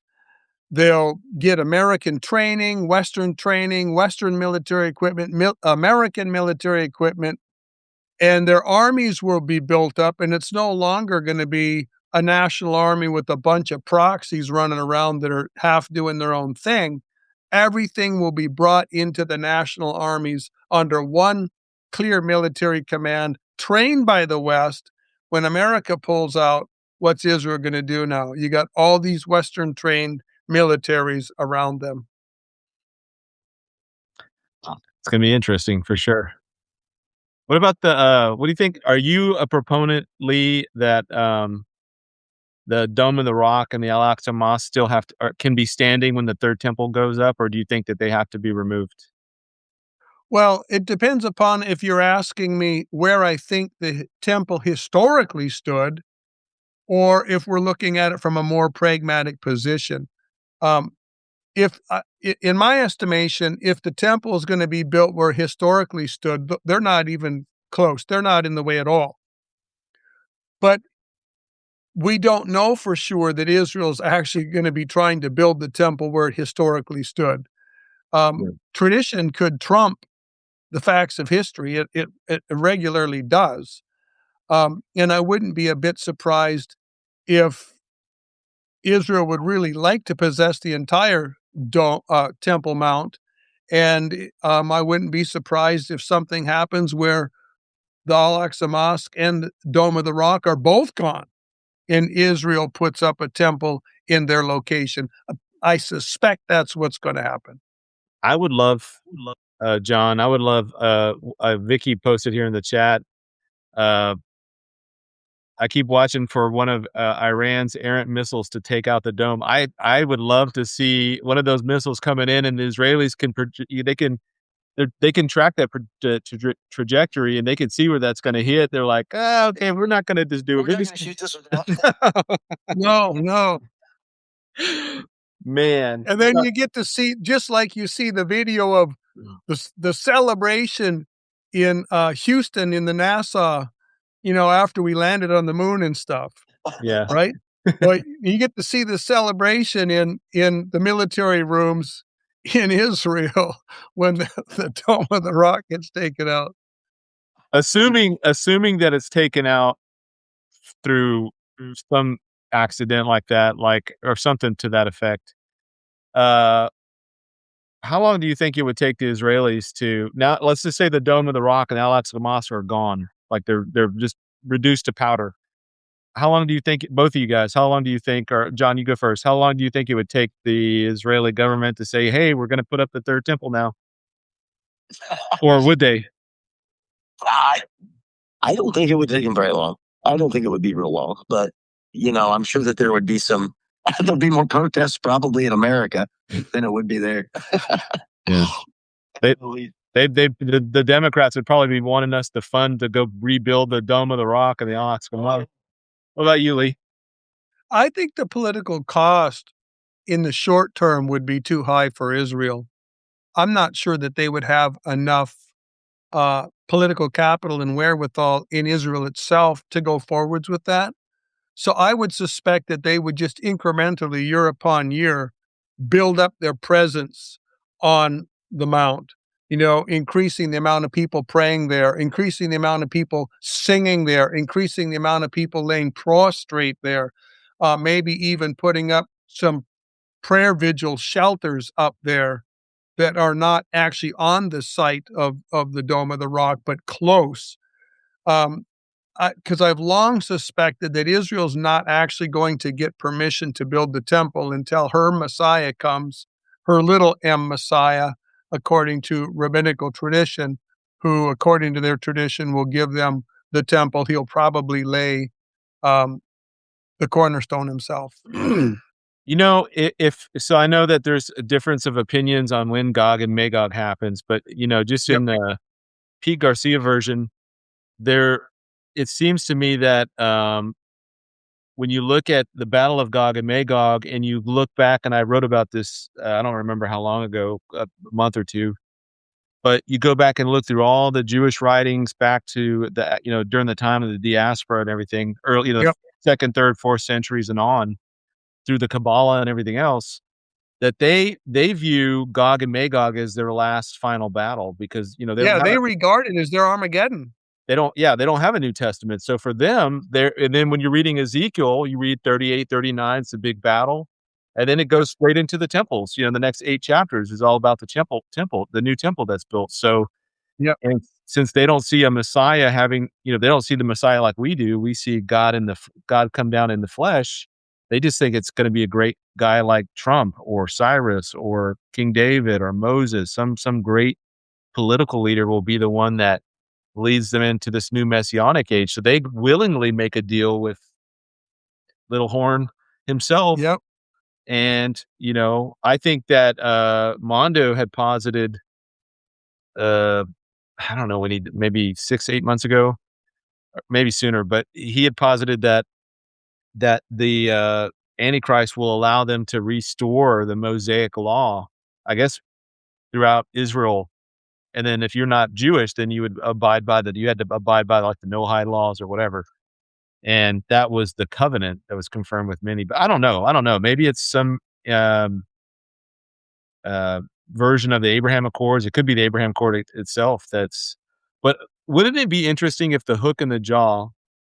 We know that the countries that are coming in have somewhat different motivations. Some of it's for wealth and booty and all that. But what if it for like Erdogan personally, if it's to reclaim the Temple Mount, like he wants to because the Dome of the Rock and let's just say they get destroyed by the stray Iranian missile or whatever, Hezbollah Yep. launches one and it just goes off course. So what would that be a good hook in the jaw for Erdogan to rally the Muslim forces to reclaim the Temple Mount? I think so. Persia too. Yeah. Yeah. John, what do you think? I agree. I think it'd be pretty good. Pretty good hook. Yeah, because the Russians don't care about the Temple Mount, and No. the Ethiopians or the Sudanese or whatever they may or may not care. But I think Erdogan, he's John Holler's been talking about this a lot. His son led this huge march I guess on the New Year's Day, million people on the famous bridge that they have, and it said this year, Sophia Hagia.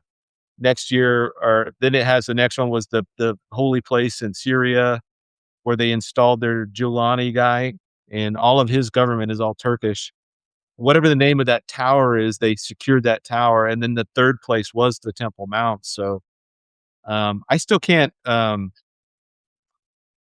I think it's going to be like the Crusades in reverse. Instead of the European Christians going down to liberate it from the Muslims, it's going to be the Muslims coming in from Europe, from Africa, from the stands, from Persia, Sunni, Shia, Turkmen, all of them coming together in one final hoorah to finally get rid of the little Satan. Because I think if it's after the rapture, the U.S. is not going to be in any kind of position, at least in the short term, to be any kind of help. I don't think. I think that's a good insight. The reverse for the Crusades. Yeah, like The counter crusades. The what? The counter crusades. Counter crusades. There you go. Yeah, I was talking to Lisa earlier too. Let me frequency hop on both you guys, and I had just thought about it tonight. And we were talking right when we came on. I just asking her what's on her radar and stuff. And there was a lady in her town that had killed her child, who killed a 2-year-old, and then wrapped the body up and threw it in a dumpster, and was, I guess, caught on camera or something, and then reported the kid like missing a month later or something. And I was just thinking at the time, it just hit me like, what if as a child you die or you're aborted as a baby, or you are, whatever happens, but under whatever the age of accountability is, I think it's a lot older than most people, but let's just say they go into heaven as a child. I think God allows them to grow up as children in heaven. Like, how cool would that be to continue to grow up, but now you're in heaven, and you've got Christ right there is showing you, like, I don't know. I think God rewards those little ones that tragically lose their life here, and they are welcome in heaven, and they are just, Oh yeah. they grow up, and No they doubt. grow up from childhood, baby, whatever, all the way up into, I don't know. What do you think? You think I'm awfully? I don't know how you could go anywhere else because it would be, I mean, that might seem a stretch to some people to imagine an aborted infant growing up in heaven, going through the toddler stages and his teen years and stuff and going to school up there.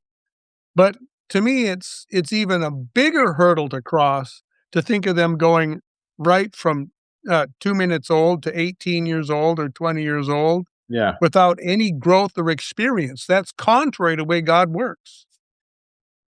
What do you think, John? Well, I don't know that I mean, I'm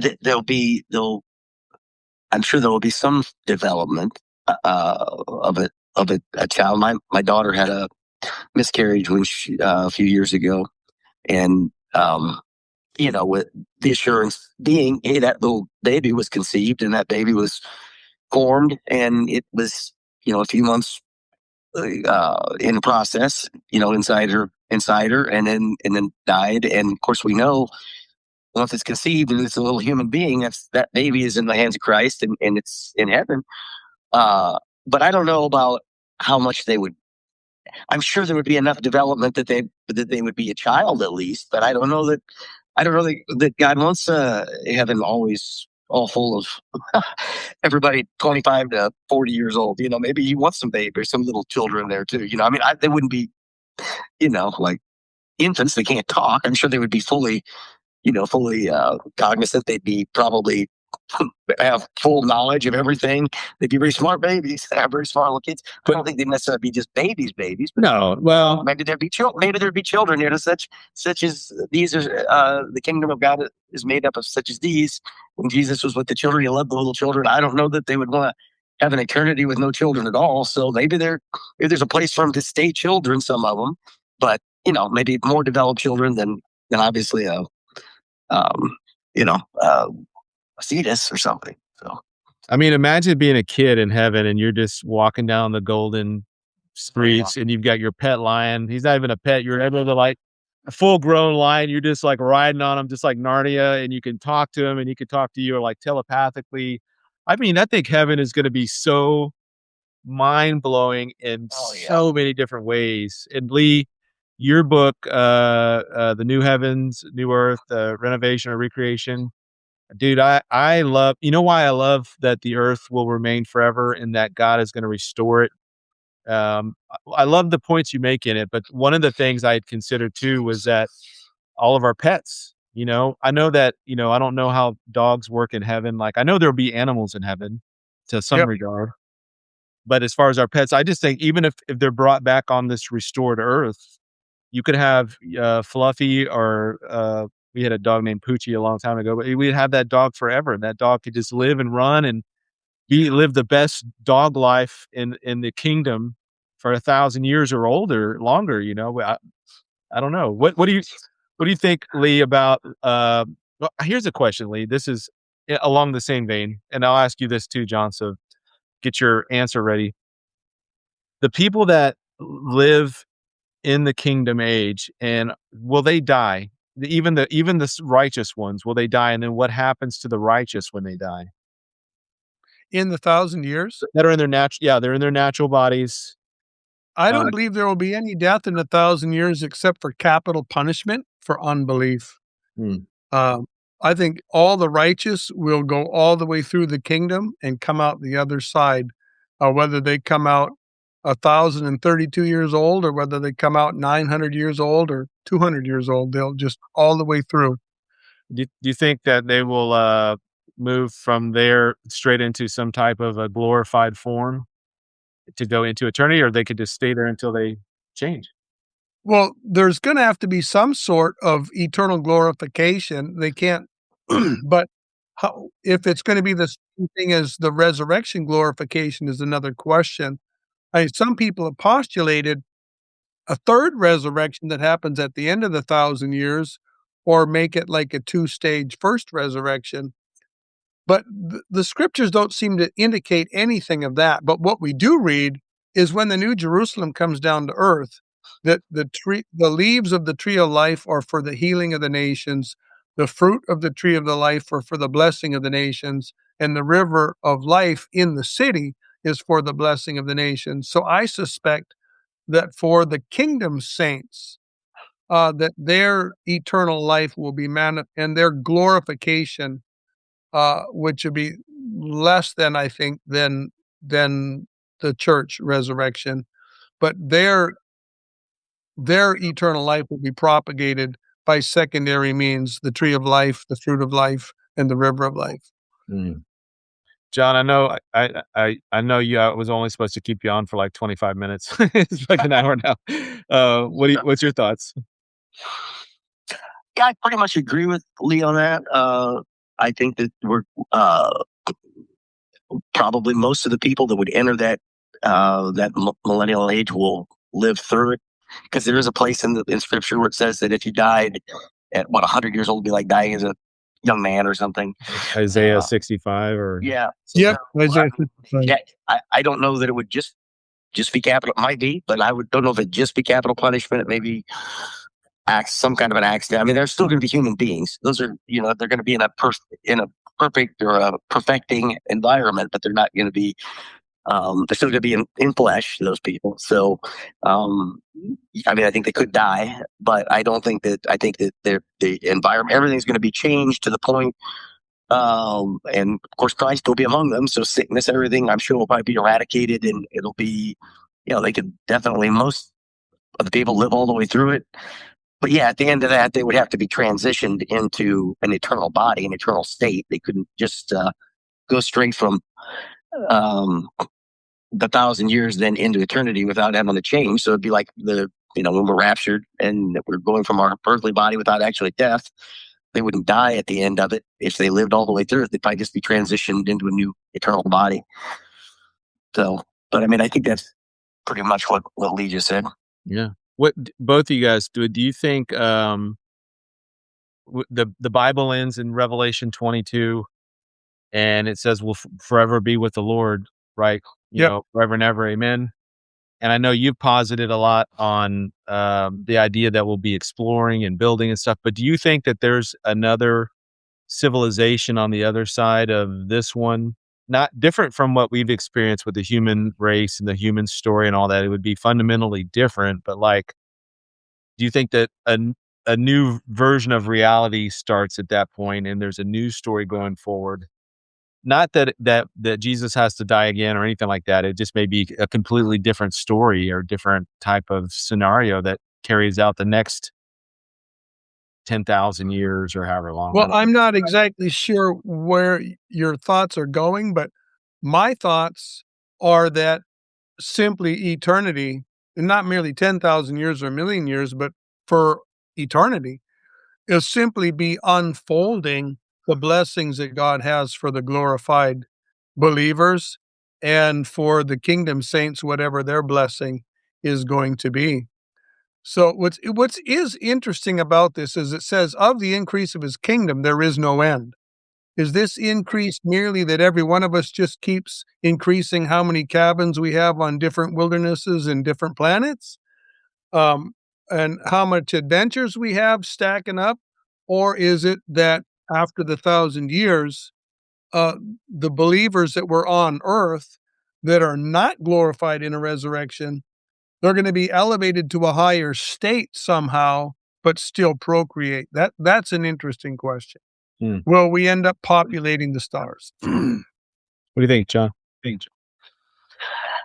Well, I think it's hard to speculate on some of that because it's not scripturally given to us. So I don't think that this is all speculation. Not all of it. Well, here's an interesting thought. something that we could even figure out, because it says, the mind is not seen or ear heard or whatever. Mind conceived. What the Lord has planned for those who love Him. But I think if from a human standpoint, we always kind of, at least from the way that the world likes to portray things. Satan always has all the fun. Satan always all the things that are so cool, all the good art, all the good music, all this, all that. Satan always has his hands in all this stuff, and so it's kind of like people think, people go to heaven and they're just going to be like standing on clouds and worshiping, and that's going to be eternity, and then all the fun people are not going to be there. I mean, that's the world's version. Obviously, that's not a Christian version. But I think that sometimes even the church people start to take that kind of, I don't know. I mean, God is so creative. Look at all the amazing stuff that He creates and what He's created on this earth. How beautiful the sunset is and the sunrise is, and the animals, and how cute He can make all these little animals and children, and everything that He's made, the mountains, oceans, everything. And it's like, and this is a sin populated world. This is a world that is fallen. This isn't, this is a little space of time that is not going to be, it's not eternal. I mean, this is a little space of time God allowed for sin so that we're going to be able to appreciate eternally what Christ did for us, that we are a saved creature that was saved out of lostness. We don't belong in heaven, but we're going to belong because of Christ's righteousness and because of His sacrifice.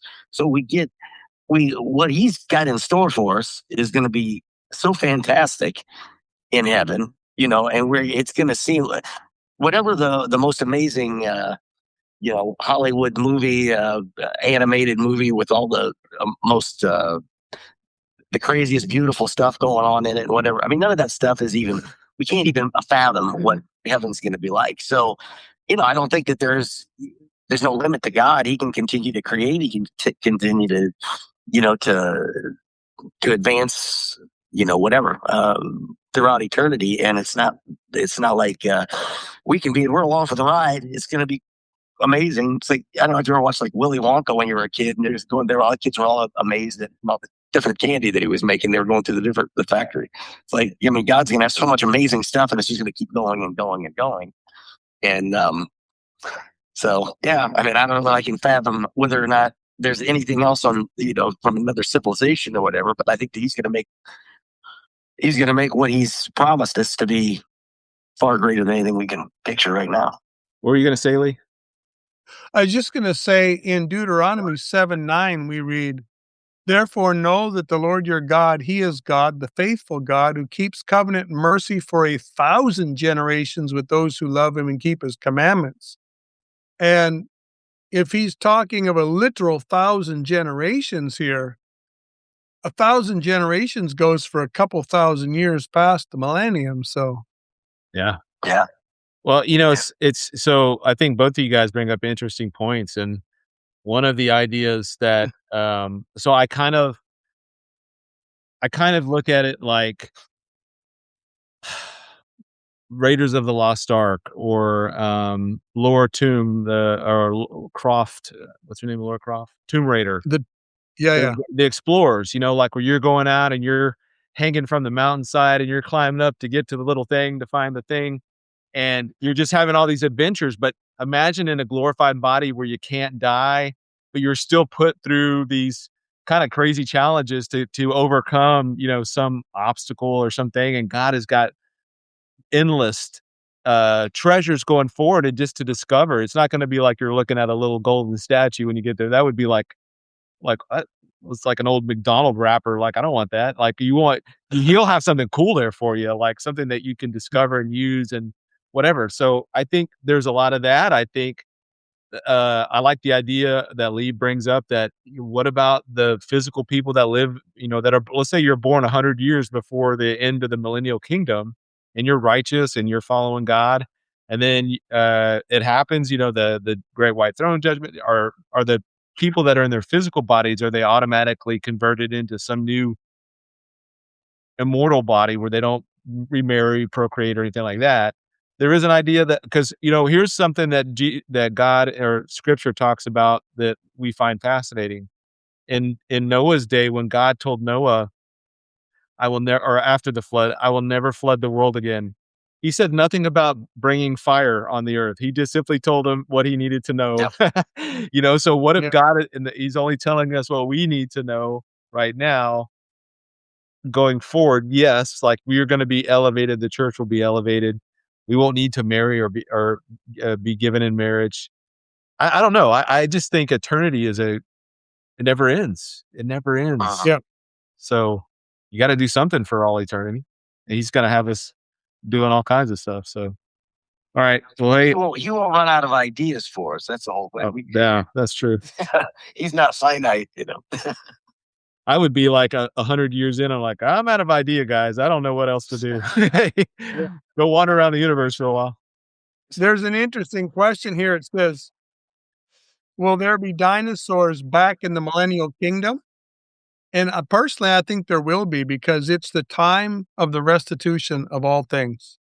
I think every extinct plant and animal will be brought back in 1,000 years, as well as every extinct tribe or race of people or nation of people, because there's going to be people saved from every tongue, tribe, and nation raised in the resurrection, so they'll be back in the kingdom.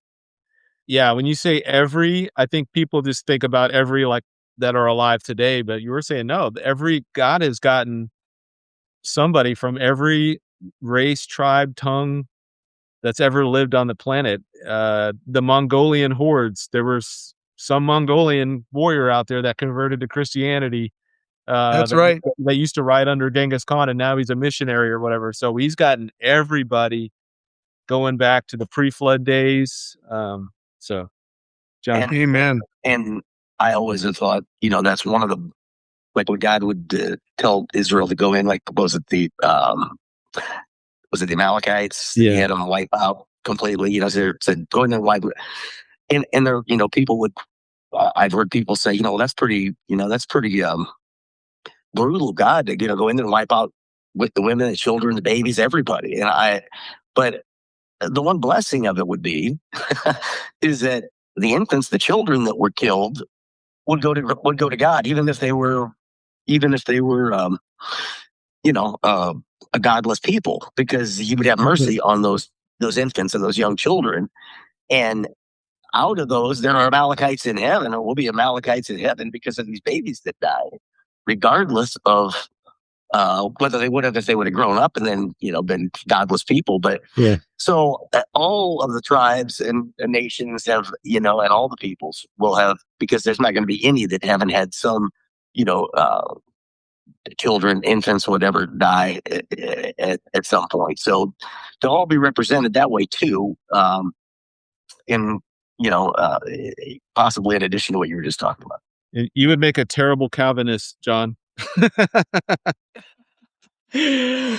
Yeah. Well, I agree with that. I agree. I agree. I think babies, regardless of what race, age, or whatever, that they go to heaven. No. All the babies the Phoenician babies that were put in the arms of Baal and sacrificed to Baal. Until they're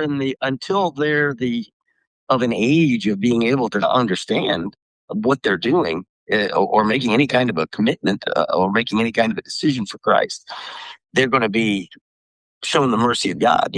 I mean, that's not that would be, God is not an unjust God. God is a loving God. God could have done all the hell without having to, he didn't have an excuse. We were all deserving of it. Yeah. He wanted to find a way. He made a way that we could be his and go to heaven, because he's merciful and he's loving, and he certainly would extend that to babies that had no option, that had no consciousness of what their situation was. Yeah, no, I agree. Here's a question, Lee. The rapture, are you of the mind that we are going to leave behind a smoking pile of clothes and pacemakers and dentures and all that? Or do you think that our transformation will be in a moment, but are being caught up in front of other people?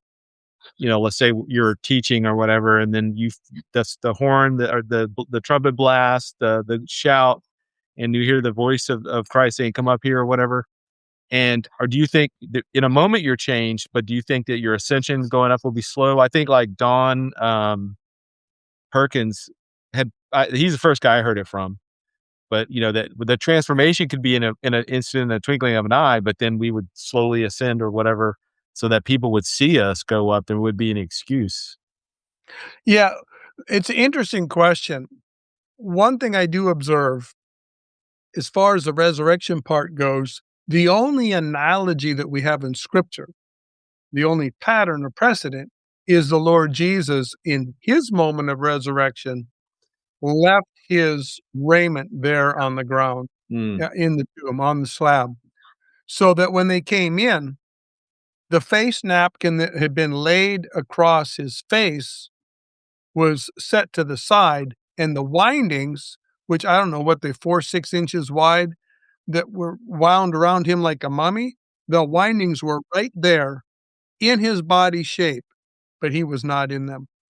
So I think that when we're immediately glorified, whatever's going to be left behind, fake hips and hearing aids and false teeth and whatever else, they'll just be left behind in our clothes, pajamas or jogging clothes or whatever we're wearing.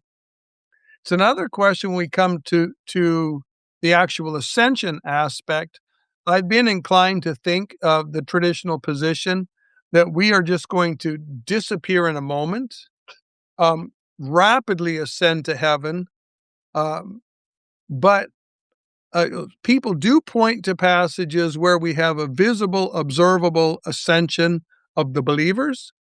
But the difficulty I have is they're always pointing to the examples that are either Old Testament examples, or I think they're patterns that fall in keeping with the Old Testament. For instance, we have Moses and Elijah ascending at the end of the 70th week. And I wouldn't be a bit surprised if at the time that Moses and Elijah ascend, I wouldn't be a bit surprised if the same era there's other Old Testament saints ascending, and they would be visibly ascending. I don't know that I could speak definitively on the subject, but I'm a little bit hesitant to embrace the slow ascension of the church. That seems to be an Old Testament picture. I think for me, if I'm sitting in a house or whatever, I'm just looking up at the ceiling. You hear it like, how am I going to get through? The next thing you know, you're being plunged through the ceiling, this indestructible body. Like the roofing business will be very, very big, I think, after the rapture. What say you, John? Yeah, that's one that I'm not sure on either. So, some of it we're kind of just speculating on. I don't know. I would guess, I don't think we're going to be wearing our clothes up to heaven, I mean, on this when we get taken. So I'm sure that we probably would just leave a pile of clothes there. And like Lee just said, I thought the same thing when you asked the question, that Jesus, the burial garments are, when he was wrapped in, was still there when he was resurrected. So I would think that we would probably leave behind our clothes. But yeah, I don't know. I don't think we're going to look like, millions of streakers going through the sky. I think we probably will be going, but I don't think we're going to be visible to the people. No, I don't think. I think we'll just. I think we'd be immediately clothed with their white robes. Yeah. Yes. We'd have white robes at that point. Yes. Or we'd be mooning everybody on the way out, right? Yes. That's true. Also, there's I don't know if it's not really controversial per se, but I think that the idea that when the dead in Christ are resurrected out of their graves, like I do think that their bodies are reconstituted from wherever, bottom of the ocean or in a grave or whatever, and they're brought up. So does that destroy the grave tombs, or do you think they just come up like the living? Let's say you're sitting in a house and you hear it, the trumpet, the shout and all that, and you're immediately shot through your roof, right? Straight up. Whether you do that in the spiritual body and then you're giving your physical body, or you're giving your physical body at that exact moment, and then boom, you're punching a hole through your ceiling, like Superman, like it's not going to bother you.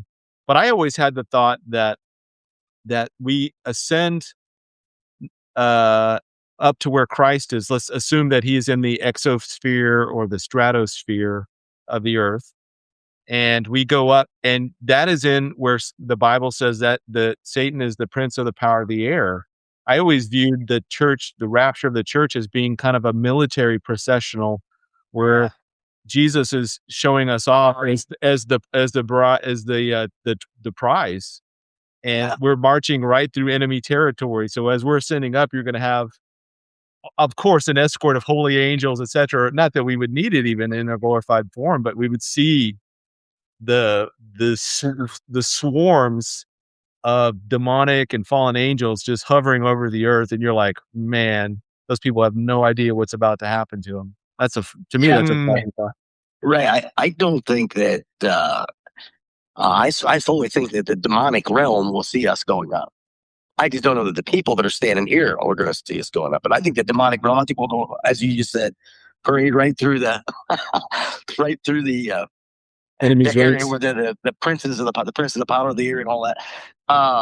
They'll see us. But the other thing, back to the other question, is as far as Jesus was walking through the walls, or Jesus was able to appear in the room and go in and out, and the physical walls, even though he could eat a piece of fish, or he could have his fingers or his palms of his hands be touched by Thomas to show him that he was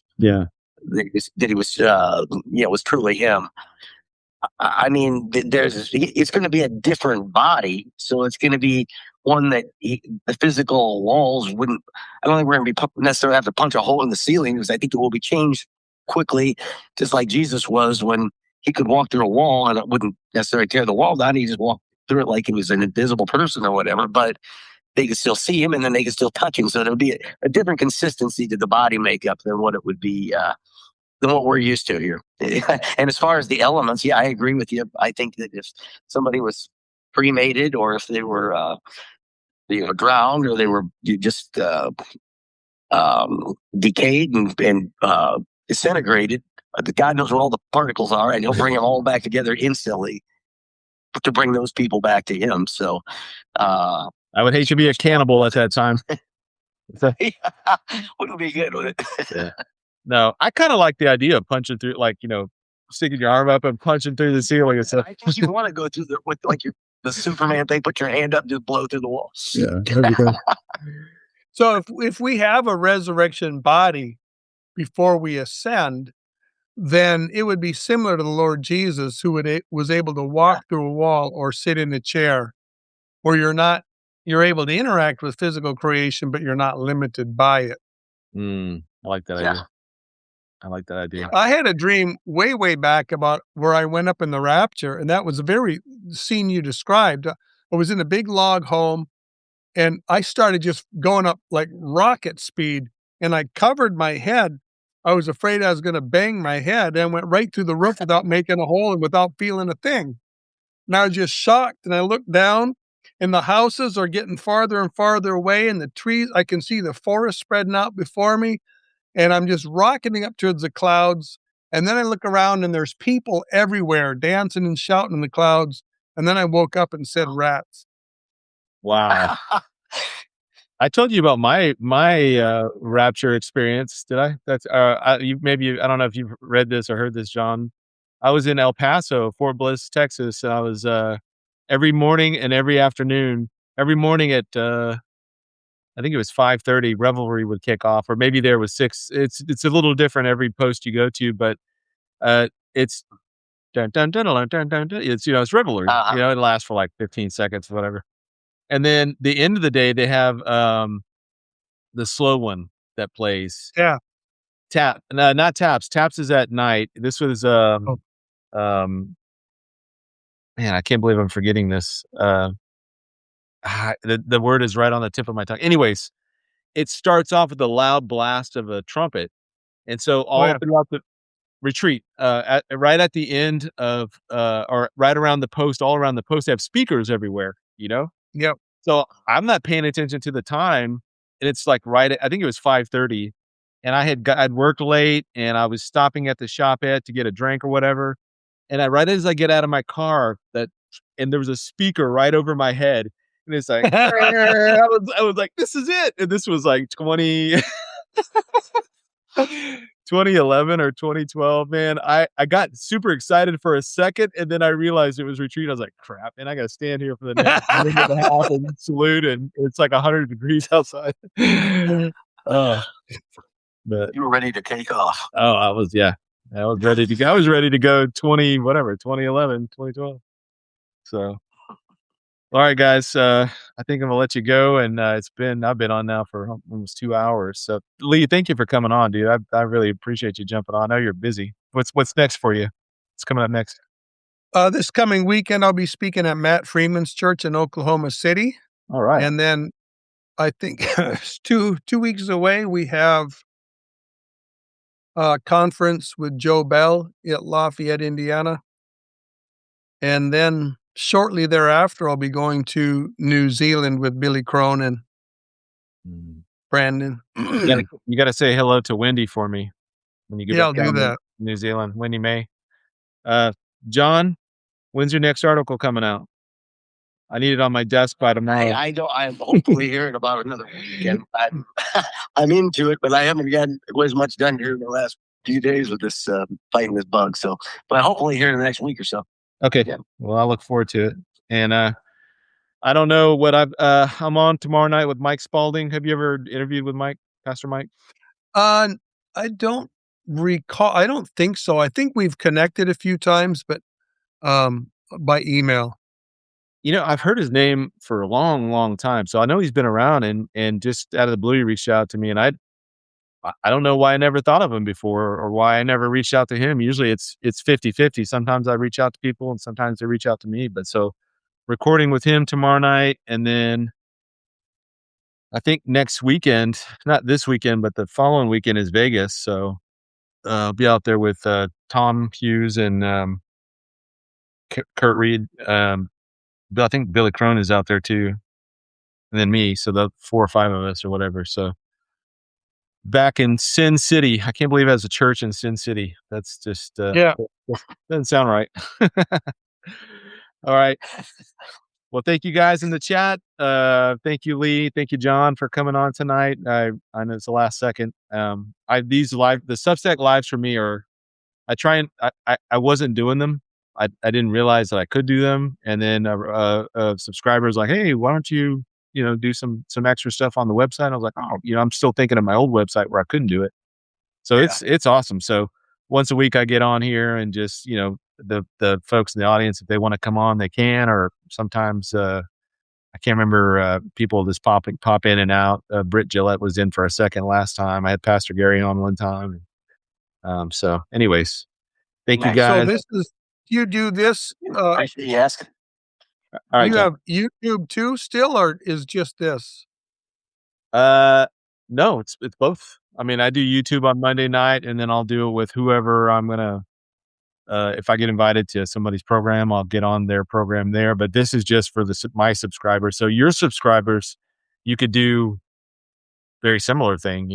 Just but like Lisa was on when you got on, and last week I've had 2 or 3 ladies come on. So we've had just whoever wants to get on camera can, and we can just talk about whatever. So it's kind of a free for all tonight.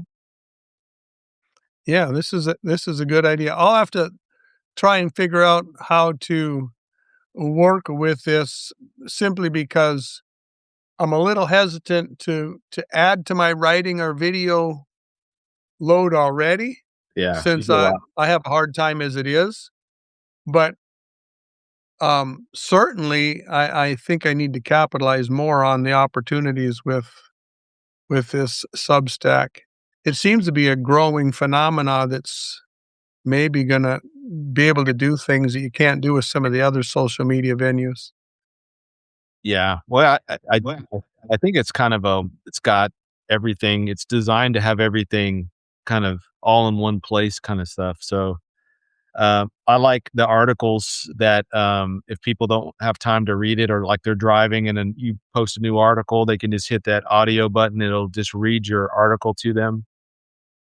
So they have that option on Substack. I didn't have that on my other website. I think I would have had to build that in with the software. There's packages you could do, but you have one website and next thing you know, you've got 3 or 4 different things on that website that you're paying for on top of your domain ID and all the other stuff that Yep. goes on. So, this is kind of all inclusive in this sense. So I don't know. I think it's kind of cool.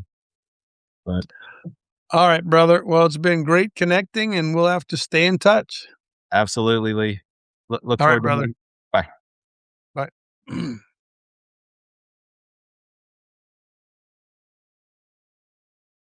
All right, folks. Well, there you have it. You never know what's going to happen on my program from time to time. People will pop in and just whoever I can grab for the day.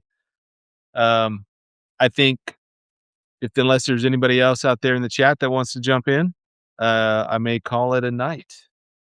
I got to keep building my slides for the conference next week, and just basically, I've got let's see, 1,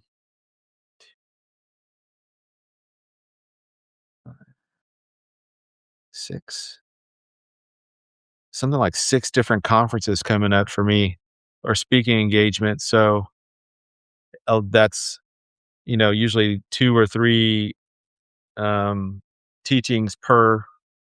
I think one of them is 1, but it's a lot to start building all your slides and doing all that stuff for your presentation. So um, I think in Vegas, my 2 topics are, one is Fortress America, and then the next one is going to be this generation.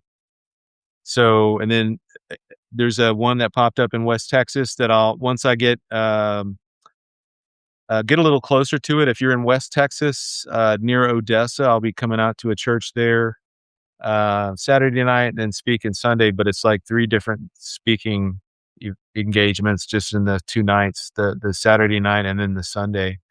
So um, I don't know if you're in West Texas, let me know. But I'll definitely put the information out as we get closer to that. That's in April. April.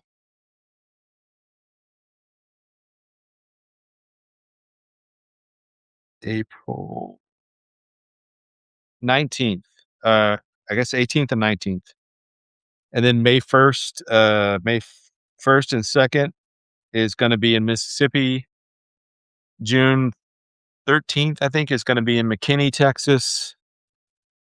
Shooting for Oregon in August. And then Colorado will be in September, and then early September or mid-September. And then right after that is the Belfast, Northern Ireland trip. So it's busy.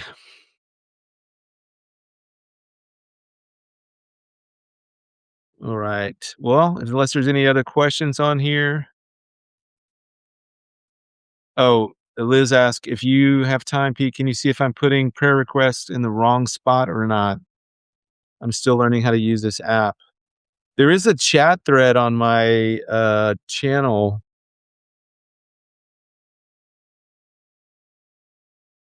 Let me see if I can find it.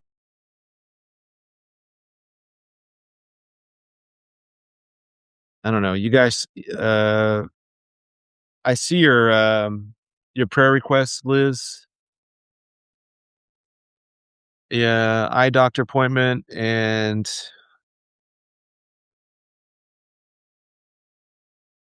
oh wow. Okay, so I see you're in the right chat. I think everybody should be able to see that. If you're on the website, you can go to the chat and you should be able to pull that up. But we'll lift you up, Liz. Dear Heavenly Father, Lord, we just thank you for Liz. We thank you for her faithfulness to you, Lord, and her love for you and for your word. I pray, Father, that you would just heal her eyes and be with the doctors as that we go forward with this surgery. Pray that you would just be with them, guide their hands, guide their knowledge, and l- let them be your instruments of healing, Lord. And or you heal her yourself. We know you're full well capable of doing that. But Lord, we just lift her up to you and we pray for her vision. And we just pray that you would be through this whole process, that you would heal her and allow her to continue to see and be able to drive and do everything else that she needs to do and function. Lord, we love you and we thank you. And we know that you work all things to your glory and to your purpose, Lord. And in either way this turns out, Lord, we just thank you in advance. In Jesus' name, amen. All right, folks. Thank you, guys.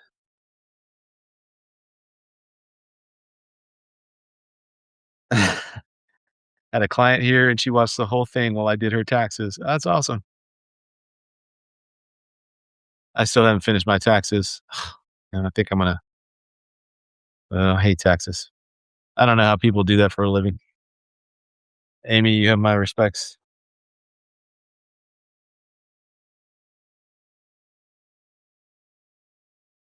All right. Thank you, guys. Good night. God bless you all. And last run through the chat here.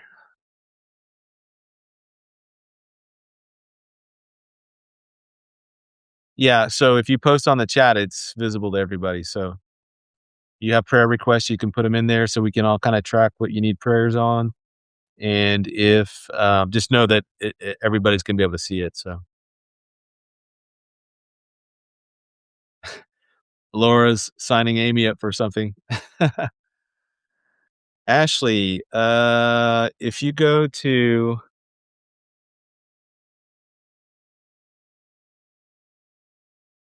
even if you go to my homepage, there's a button tab at the top that has chat, and just click on that chat. It should bring you up to my 310 channel, but you can still message me privately. That's just between you and I. But if you get on that chat, it's kind of everybody that's subscribed to 310. So, well, all right, Lisa, I'll call you a little bit, talk about the shirts and everything, and then some logistics coordinations for Vegas. Everybody else, God bless you, and we will talk to you soon. Love you. Take care, and good night.